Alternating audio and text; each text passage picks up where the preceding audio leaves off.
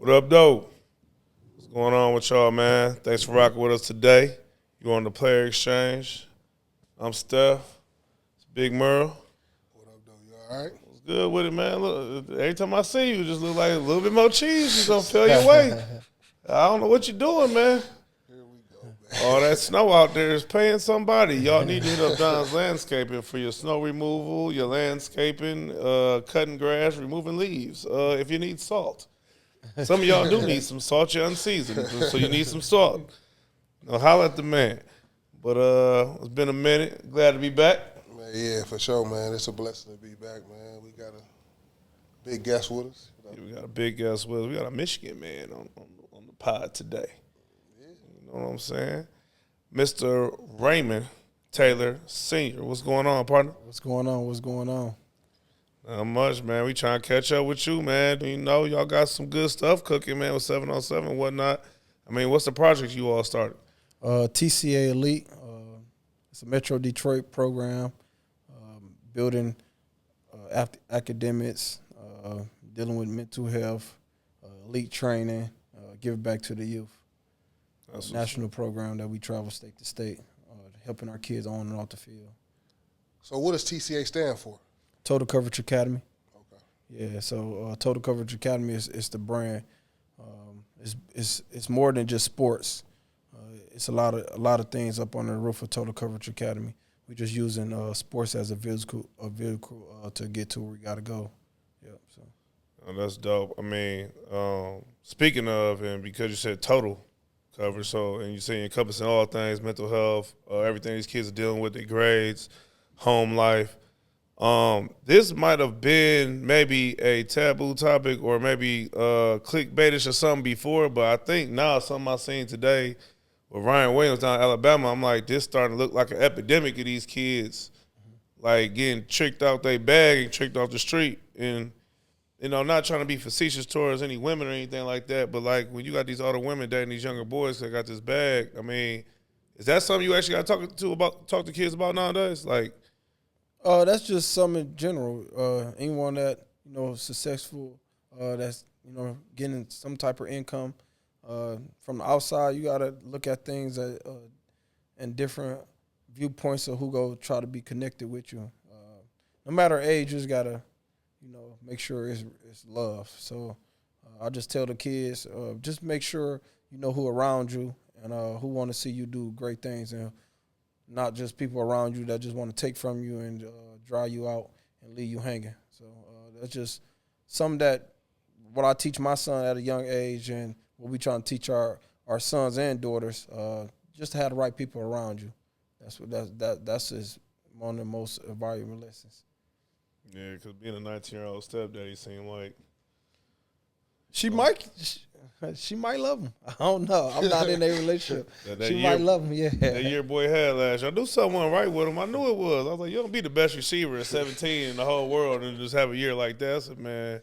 It's different because you get NIL money too. So if you never had money before and you start having money, me coming up from Highland Park going to Michigan, I was hungry.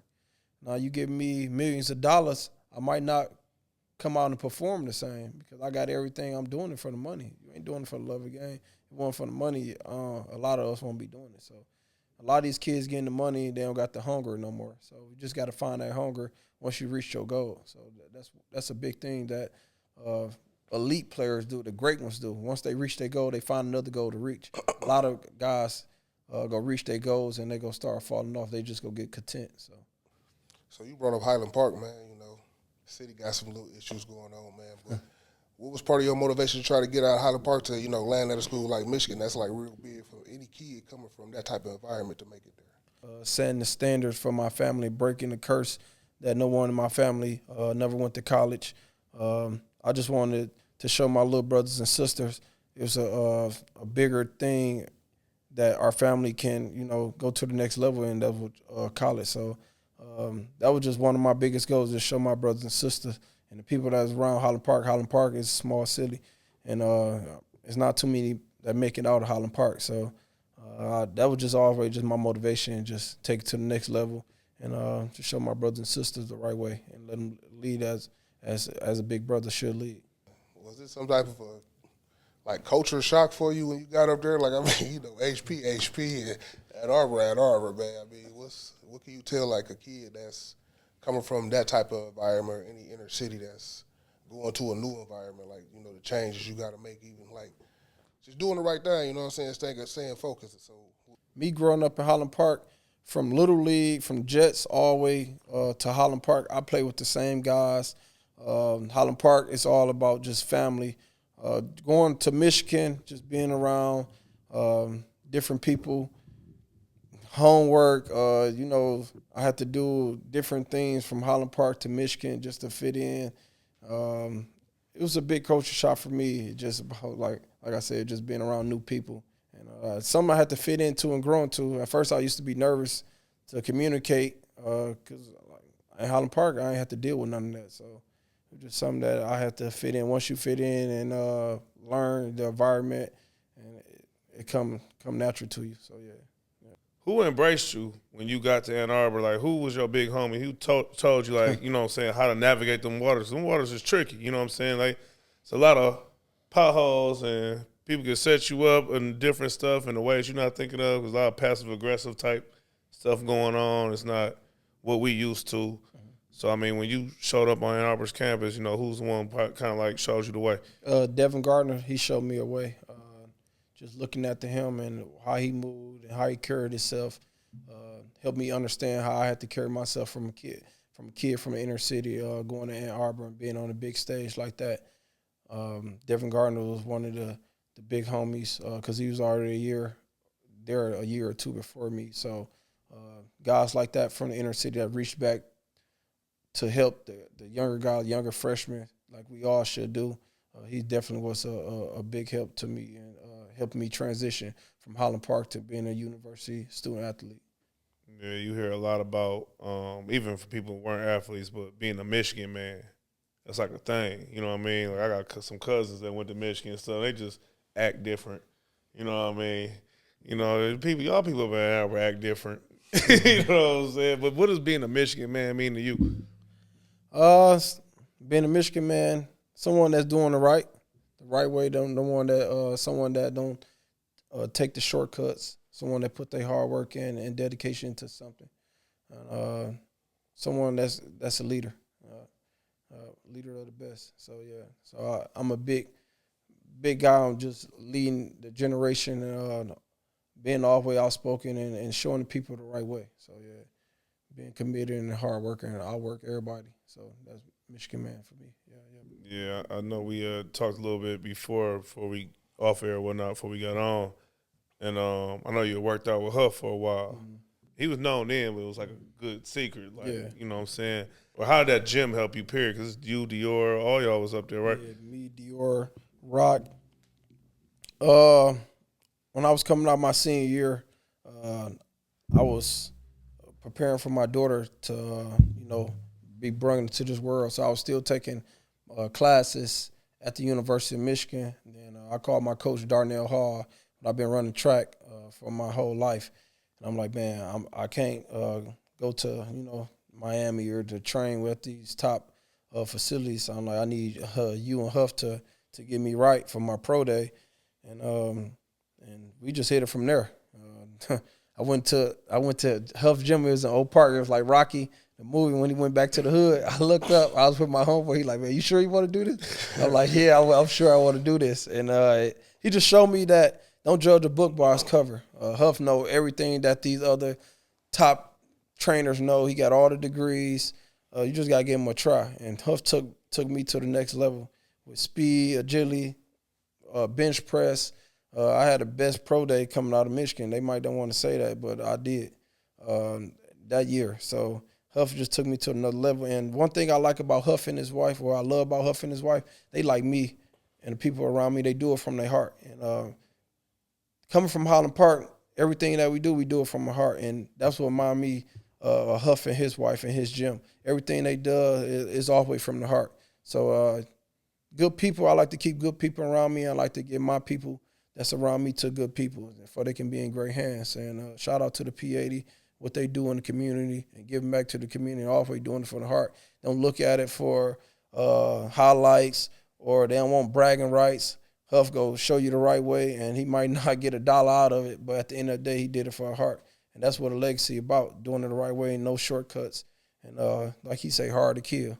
Yeah, for sure. Especially with D Hall. I trained with D Hall in high school, man. Love D. Oh yeah, love D. That's my. He a legend. Yeah, D a legend. He a Shoot, legend D was, for sure. my old dude got the Persian. D was just graduating. D went on the Olympics. Like, that Persian connection be all over the city too. Like, Oh yeah, he a legend. Yeah. I ain't know. I've been around D Hall since 9 to 10-year-old. That's around when he's still like getting ready for like Olympic trials. So he'd get out there and run with us. But you know, we young, we don't know much. We just thinking like our coaching Olympics. So now when I go back to Huff and see him on the walls and stuff like that and his banners, and it's great to see. Like, damn, man, I had a great coach growing up, and that's why I be trying to tell my youth kids, like, bro, it's all about the coaching. Your coach can take you to the next level. So I also tell the parents, make sure the kids around the great coaches. If you want your kid to get to the next level, you got to have great coaches around your kids. And Darnell and his program took me to the next level in track, for sure. Yeah, they were great coaches, but better men. Oh yeah, most definitely. Like I enjoyed working out with D Hall and Huff. Wanted to, you know, them type of coaches like Speedy was like that. You didn't want to let Speedy down. Yeah. You know what I'm saying? Like we both played for the family basketball. Oh, okay.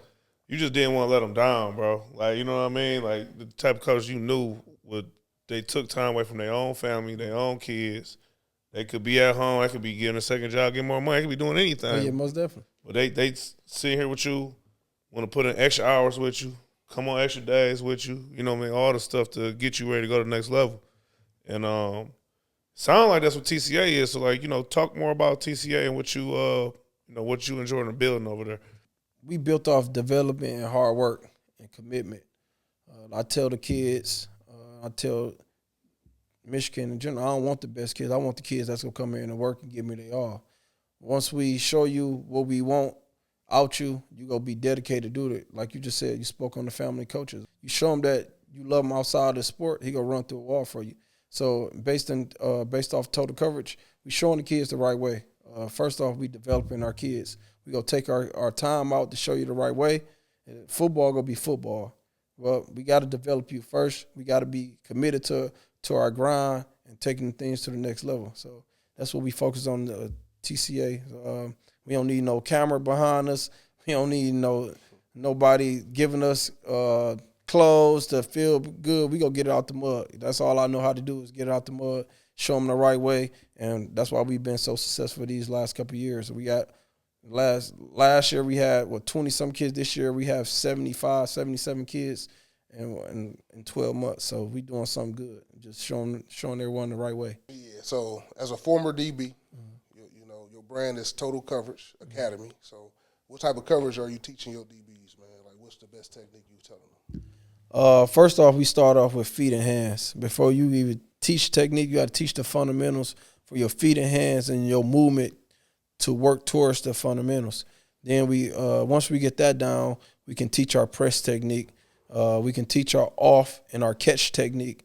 Then we got different adjustments, or inching out, bagging up, just depending on what the receiver is giving us and where we at on the field, and also just depending on the coverage that's being called. So it's different things that a DB have to learn, but most importantly, like, you got to teach the fundamentals first. Then press and off technique. Once they get the fundamentals down, just open and shooting their hands, everything just come apart. Yeah, I got a question for you, because there's always a debate with DBs or people who coach DBs, so DB coaches. You a T-step guy or no? No, I don't like T-step. Thank you, man. Dog, that T-step shit used to be, I'm like, dog, when coach teaching T-step, I'm like, man, do you know what you're doing, bro? Like, yeah, so it just depends who the coach is. I'm 1-2. I like to do 1-2, everything out my break. I don't like to turn my hip to come out my break. I like to keep everything like straight downhill. Just a transition in and out my breaks. So my set A always got to prepare me for my next move. So I just don't want to get caught in my first drive phase, and I can't twist and turn in and out my break. So I don't teach T-step. No. Thank you for saying that. Yeah. I'm even more of a fan of you now for saying that. Yeah. But that's also a part of this that's evolved too, at least here in Michigan. Like, there was no DB coaches in Michigan when we was growing up. Like, nobody was teaching no receivers or DBs technique. Like, you really wasn't getting none of that till you got to college when we was growing Y'all up. was just athletes. Yeah, we Y'all just was athletes. Athletes. Yeah. That's it. But I mean, I was telling Jordan when we was interviewing him, man, that the best thing that you guys that made it are doing, y'all coming back and helping these kids. There's so many more people coming back helping out the kids, giving them that experience, that knowledge that you can't get unless you didn't talk to somebody that been there, you know what I'm saying? So, like, I had cousins that went to Michigan State and played football. Ain't even tell me. I didn't even know we was gonna have practice that crazy in college. Like, I ain't hear nothing. Like, you see me, getting this acknowledgement, you know what I'm saying, about to go somewhere, but you gotta pull the next man up, like he was been saying this whole time, you know what I'm saying? You gotta get back, man. So Yeah, so just with me in general, I use myself as a blueprint. The things I done right, the things I done wrong, the things I could have improved on. I tell my kids from 9, 10-year-old, I tell them, I correct them, I show them the right way. you guys traveling with the kids, correct? Yeah. Okay, so what is a typical traveling weekend looking like with TCA? Y'all going to these different, tournaments. What is it looking like when y'all arrive? How y'all arrive and what y'all doing down there to get the kids mentally? First of all, so we going to Atlanta trip on the 6th. So we fly into Atlanta. We got 2 college visits, so we go into the college visits.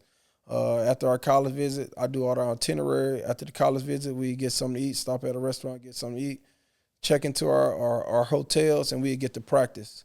Once we get to practice, we start settling in. So we always fly in a day before the tournament starts. So tournaments usually on Saturday and Sunday.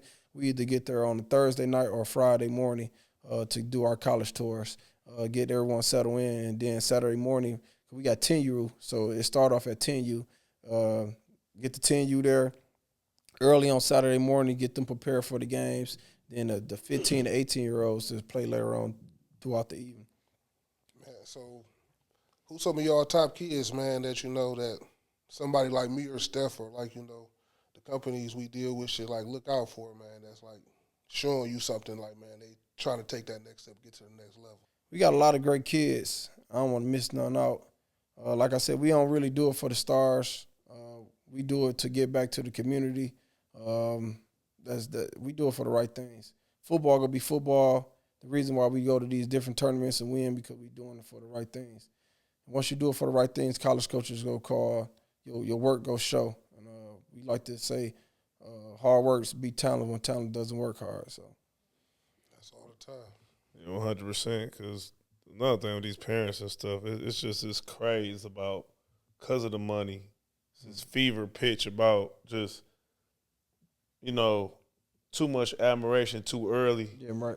And there's only been so many child stars end up being successful humans. Right. And when they get grown, most of them crash out because and a lot of it's not even their fault. It's just the rearing and the people around them and how they put these pressure on these kids or rely on them to save some grown-ups and all this crazy stuff. But like me and you was talking earlier, all of us was talking. We was talking about, like you said, you don't do it for the stars. So you never know what a kid's going to be. I've seen so many kids, even just in Huff's gym, I've seen some kids that started at 8, 9, 10, 11 years old, whatever, or 8th grade, excuse me. And the kid really didn't look like they could be much of nothing. By the time Huff get done with them, they going to the Big Ten. You know what I'm saying? It sounds like that's what y'all building. You know what I mean? We got a 5-star, Jaden Bell at Brother Rice. He a 10th grader. A lot of people walked over him, ain't showing much attention. And now he a 5-star in the 10th grade and got a lot of over 30-something scholarships. He in good hands too with Coach Marshall. Shout out to Coach Marshall like that. They got a good program that's going on there. Yeah. Like you said, you never know what a kid go turn out to. You can have stars and not play at all. You can be a 1-star and make it to the NFL. Like I said, we don't base our program off stars. We just want kids and get back to the kids and show them the right way. But most importantly, for the kids that they say not so good, give them a chance and experience that they can travel somewhere that coaches or teams or programs never gave a kid that they say not so good opportunity to do. So I want a kid to look back like TCA gave me a chance to go out of town and experience and go to different colleges and see different things. And I probably wasn't that good in football, but they did give me a chance. So that's what it's about. Just always looking back and pull the next person up, next young man, next young woman up. So to take them to the next level. Yeah. Man, where do you get that mentality from, man? I wanted to pull the next person up because a lot of our people, it ain't like that, man. So my dad always was a giver, and he put me around givers and in Highland Park. That's what it's about in Highland Park. It's always we a family, and we don't leave no one left behind, and that's what I take from Highland Park. It's a small community, but we don't let outsiders in, but we don't leave each other down and out. So the Jets in Highland Park taught me that. My dad. Yeah. You might be all the way out in Benton Harbor or whatever like that. Them smaller communities that be kind of not in the big, Highland Park smack dab in the middle of Detroit, but you know what I mean? Like, y'all, definitely. Yeah, it's like the underdog mentality, like it's us versus y'all type thing, and That's we got how to stick always together. been. Yeah. Especially coming from Highland Park and playing Cass 707. Like, bro, we ain't Detroit. We Highland Park. So it's just like our mentality. It's just like something that we always just used to say. Yeah, so something that, Highland Park, we stand out, and we like to say just be outsider that we feel from the city. Yeah. How was your experience, just pivoting a little bit, but I think it kind of like ties into your mentality, I would assume. How was your experience in the league, both in NFL and in Canada? Like, walk me through some of those experiences and what stuck with you through all that. Like, what do you still use today with these kids through that? Most importantly, it's a business. Can't wear your heart on your sleeves. Some certain things that might that should happen might not happen just based off the business that you don't see behind you, and everything that happened that you can't control. So control what you can control and just move forward. Most importantly, it's just business. It might work out for you, it might not, but continue to move forward and chase your goals, no matter what. How was Canada? Canada, it was lovely. It was a different culture. It showed you how Canadians look at Americans. Anybody you talk to, first thing they say, y'all obese. So y'all eat bad food. I was in Montreal. Everybody just walked around. You ain't really see overweight people. It really wasn't no fast food restaurants. They might have McDonald's, Burger King. It's just a different culture from Montreal and Toronto. Toronto more like America. Montreal was more day culture. It was a different culture. So it was a different thing. I loved it though. Like I wish I want to go back if I could. Like if I get free, and I'd love to go back for a weekend, just enjoy Montreal because I had a good time. I also met one of my best friends, Jonathan Mincy, that played for Auburn, that played with Cam Newton, and me and him still talk to this day, every day. So yeah, I met a great friend. So yeah. Man, so is football different up there? Like the game different, man? Like I mean, it's different in a way of the rules. The rules change. So the wide receivers, they like get a head start, and that's crazy. Yeah. It look like they about to run right past you. It's crazy. That arena football type thing, right? Yeah, but you also have to, once you look at the details, he going to slow up before he say hike, before the quarterback say hike. So he gonna stumble his feet before the quarterback say hike, just to slow down, just to time it up. And it's just different rules. Yeah, I still don't know all the rules. I just know I had to cover somebody. Like, yo, how I'm gonna stop this dude from running? He already got a head start, and he started off about 7 yards to get him full speed. So I just taught myself, and OGs just told me like, don't be threatened. Just stay square and put your hands on. So basically, it's just like catch technique as a DB. The more you give ground, you go get beat. So you just want to collision him and funnel him inside or outside and run with him. Yeah, it's different, but it's fun in Canada though. You'll love Canada. Women's beautiful. T-Dot for sure. Carabana back in the day. I'm just retired, but I had a great life. Well, if I died today, I had a great life. It's different. It's different in Canada, but I love it though. all them different cultures, man. You know what I mean? They got just every color in the crayon box is just it's different. Yeah. man. You know what I'm saying? What do you see with that in high school with Michigan passing the law now, right? So what are you seeing with the kids now, as far as NIL goes for high school kids? Or what do you think is going to happen here in Detroit? First of all, just talking about PAL football leading up to high school, hopefully it helped the culture in PAL football, because us growing up in PAL, it's not the same. Just with Little League, the parents are a little wild now, just being honest. They're a little wild now. So hopefully the NIL stuff clear up the attitudes and the BS that the parents prolonging through the Little League, then just carry on to the high school. I just don't know how a high school kid, how you go control a high school kid, he making more money than you. Because a lot of us high school coaches probably making, $2,000 to $2,500 per position.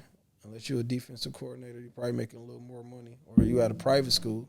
So it's just going to be, how can we keep the structure for the kids can be kids and not try to, overpower the damn coaches. So that's going to be something that we're going to have to try to control, and trying to come up with something for, high school kids. Because, they will be making more money than the coaches.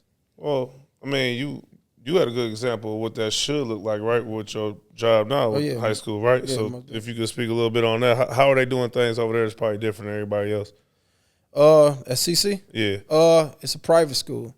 CC have their brand. They have their culture, and no matter what, no matter how good you are, whatever you bring to the table, you have to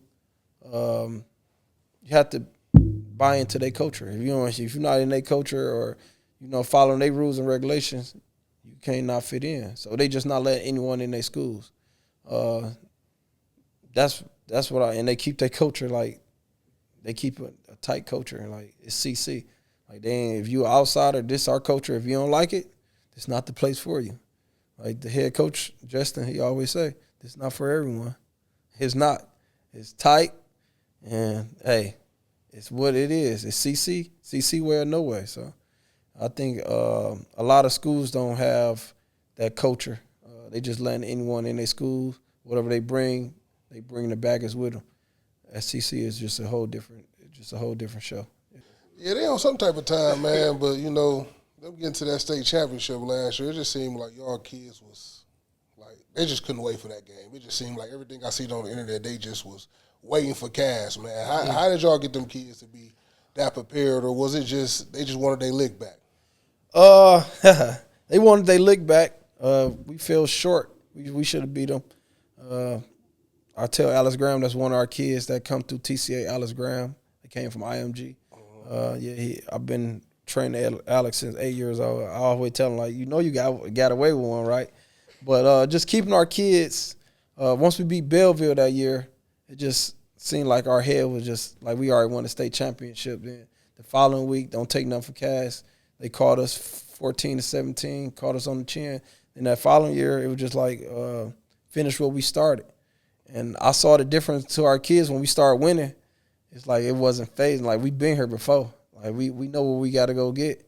And they just stayed on that task. And that state championship, it showed everyone, like, these boys can play. Yeah, that superstar y'all got, I mean, how much of a leader is he? And what do you feel like he's going to do at state next year? How you feel? Yeah, a couple superstars. Which one? Yeah. How about that too tall quarter they got? Oh, yeah, that's his little brother. Oh, you talking about Samson Gash? Yeah. Oh, yeah, that's the state champ, 100 record breaker. He set the 100 record last year. He going to do amazing. He a great leader. He going to lead by example. He going to lead his room in a positive way. He going to do great things on and off the field. State got him a good one. He should be ready to roll his freshman year. Get in there because, like I said, CC is already preparing you for college, which is the workouts, how they attack their day. Samson gonna be one of them great ones that people go see. Like Michigan State got him a great one. Yeah, he seemed like outside of just football, he seemed like a good kid, like a hardworking good kid. Oh yeah, about the right type of things, not distracted and all over the place or whatnot. he's like one of the kids where the money ain't gonna change him. No. You know what I mean? And that's good to see. But like you said, building that program where it's preparing you for college like that, because college is a big change from high school. I think, I mean, just personal opinion, I just kind of think the only way in high school now that you are going to prepare kids for college or have successful kids going to college is like to build a mini college program at your high school. You're going to need 5 a.m. work lifts and gassers, tests, conditioning tests, all that stuff that you don't even see in high school until you get to college. You start implementing it now. Especially if y'all getting paid. Ain't no excuse for you not to be at practice. Boy, you got a car. Yeah, most definitely. You know what I'm saying? Yeah, if you want these athletes to come to your school, like you got them preparing for college. What's gonna be the point that you set your school different from the public schools than the inner city schools? Like, what's gonna be the difference? Or any Cass versus King, what's gonna be the difference? Let's just be honest. So you really got to help these kids develop. If you're a coach and you're not helping your kid develop to the next level, you're not doing your job. If you're a little league coach, you should be developing them kids to go to high school. You're a high school coach, you should be developing kids to go to college. So that's what I come apart in. Like my little league team, they gonna be prepared to go to high school. My high school team, they gonna be prepared to go to college. So the college coaches, your job is to get them to NFL. So what are you telling the kids that you're dealing with, with the college scene right now, where it's all these older kids? You say you're getting them ready for college. So how do you get a kid ready for college now, and, with the age difference? First off, you got to put your work in. Development is key. Like I said, development. You got to put your work in. You got to outwork everyone.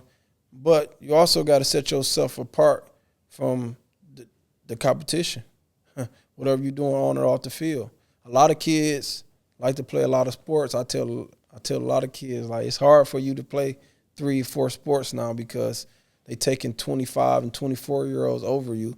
So if you're not developed in these certain positions, it's gonna be hard for a college coach to reach out to you and give you $400,000 or $500,000 and you're not developed. So these college coaches, they not looking for kids to develop. It's just they want you already developed.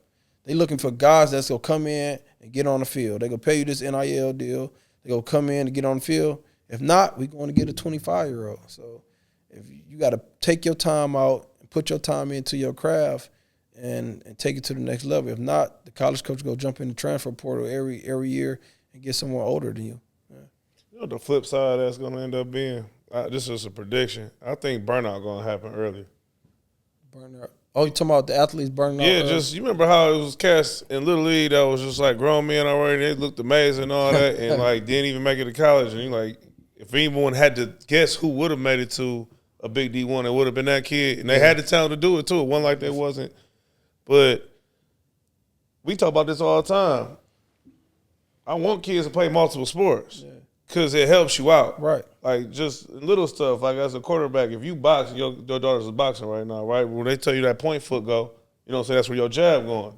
When you a quarterback, when you open your hip, open the gate to throw to the opposite side of your body, where that foot pointed at is where the ball is going. It's little stuff that you connect the dots in and just being a kid having fun. But I guess it's money to fold. I guess it's a give and take of everything in life. It's just kind of like a little observation. Like I guess you can't. I just say this if we both 5 stars and you play 5 sports and I only play football, you think you gonna outbeat me?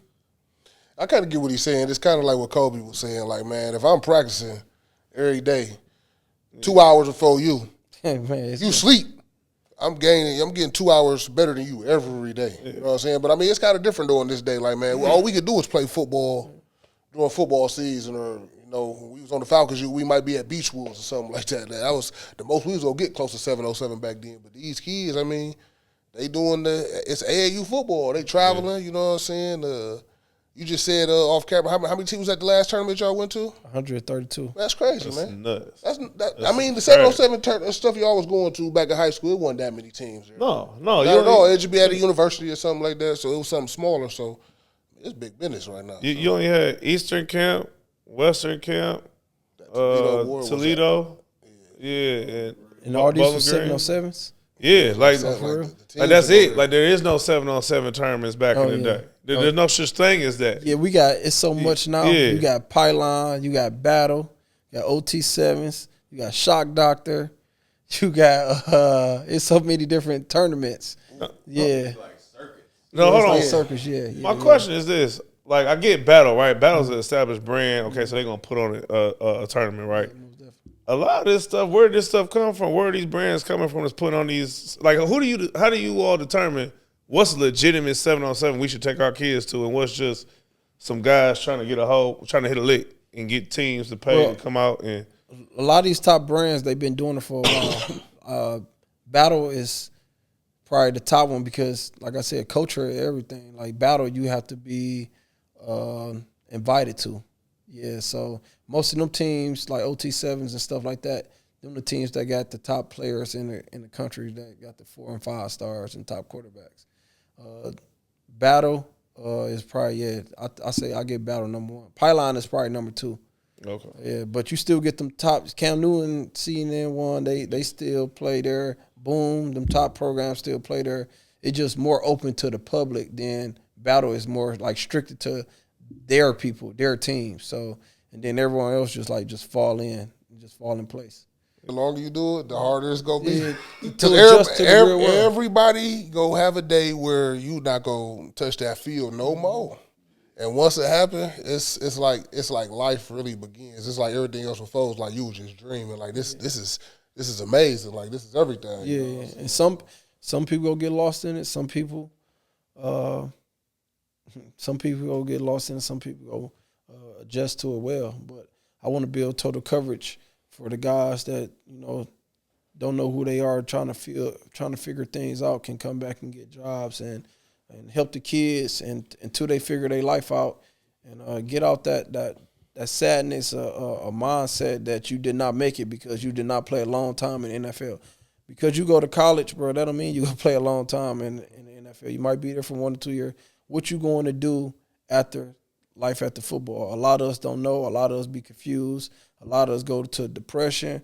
A lot of us lose our mind. So if I can be the guy to help this thing out with dealing with mental health and putting guys in position to win and being around football, I'll be the advocate for that, and I'll bust my ass to do so. That's huge. Man, that is, man, because everybody got that same story, man. Like, but y'all, like, you know what I'm saying, relying on your brother, somebody you went to war with, you know what I'm saying, you blood, sweat, and tears, like, you know what I'm saying, like, I know just with my business, like my landscaping company he was talking about earlier. Man, I cooked that in this backyard. You know? On some real shit. Like I tried to call my shit Dirty D's. He said, "Bro, that's not gonna sell." But you know what I'm saying? You gotta be able to rely on somebody that you know what I'm saying that got your best interest at heart too. Though you know what I'm saying? Been through stuff you'd have been through, had that culture shock. You know what I'm saying? So that's big, bro. Like I'm glad to see that y'all doing that. You know what I'm saying? Like I try to get my brothers to do that junk too, man. Because hey, man, the sky the limit when everybody still work together. Oh yeah, most definitely. You know, just shout out to Jordan. He been there. Whatever we need, he there. You know what I'm saying? So without him, we won't be at where we at right now. So shout out to JD, man, my boy, make it happen for the kids, and we building something special. Like I said, we got Levert Hill coming over.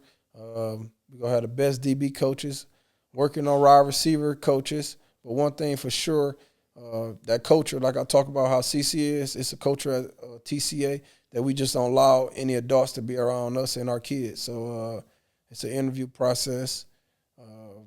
You got to be one of us. You got to do it from the heart and want to see the kids succeed. If not, TCA is not a spot for you. So, yeah, that's big on a lot of different levels. What I'm getting from all that is all y'all got the right foundation. Because Jordan played for the Cubs, for Tandy. That's family. You know what I'm saying? Tandy a goat. Yeah, that's Uncle Tandy. And just you all going to Michigan and y'all team Michigan, whatnot, and y'all still being tight. I mean, it just sounds like y'all made the right stuff, and so that's why y'all program is like this too. You know what I mean? But speaking on the technique stuff, what you were saying, that was interesting because I thought about this as I was going to mess with those lights. we just didn't have no pro receivers and DBs, a lot of them from Michigan. It was just a lot of linebackers, running backs, and linemen from Michigan from back in the day. Yeah. So it really wasn't nobody to come back and teach no technique and stuff like that as far as from if you a receiver, how to stack a DB, or if you a DB, how to, you know what I'm saying, slow step out. None of those terms. None of them. Yeah, so me going from Highland Park, like I ain't know nothing but man-to-man coverage, to be honest. I ain't gonna lie.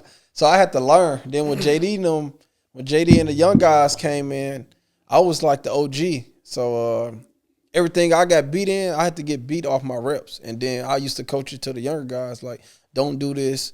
The coaches tell you, put your hands on, but coach, he ain't telling me how to put my hands on, how to inch back. Yeah. So basically I was getting beat and then just showing it to the young guys and not to do this and not to do that. And the crazy part in college, the motor cats, you a good guy for that. Oh, yeah. They wasn't trying to let us get, they was not trying to, bro.